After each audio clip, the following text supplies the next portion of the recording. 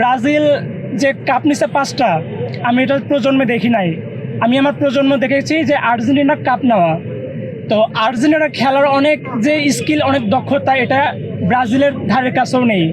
এই জন্য আমি দুধ দিয়ে গোসল করে আর্জেন্টিনার সমর্থন জানাচ্ছি। কারো চাপ আছে নাকি ভাই? না, এটা আমি আমার স্বজ্ঞানে নিজের ইচ্ছায় আমি এখানে আসছি। এখানে কারো কোনো প্রেশার বা কোনো চাপ নেই। আগে লোভে পড়েছিলাম, ছোট ছিলাম, বুঝতাম না যে ব্রাজিল 5টা কাপ নিছে।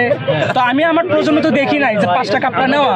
অনেক সিনিয়র ভাইয়েরা আছে, অনেক বড় বড় মানুষ আছে যে ব্রাজিল তারা সমর্থন করে, বলে যে ব্রাজিল পেলে এরা হচ্ছে 5টা কাপ নিছে, আর্জেন্টিনা একটাও কাপ নিতে পারেনি। সেই লোভে আমি মানে ব্রাজিলটাকে সমর্থন করতাম।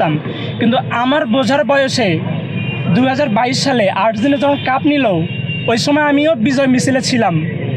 এবং আর্জেন্টিনার যে খেলার স্কিল এবং যে দক্ষতা, এটা আমার খুব ভালো লেগেছে।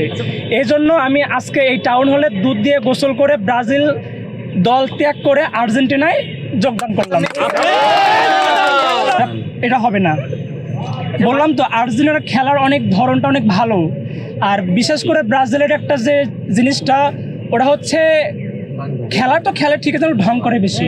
আর্জেন্টিনার খেলা ভালো লাগে সব থেকে মেসি। ও তো একদম মানে ফুটবলের জাদুকর হিসেবে গণ্য।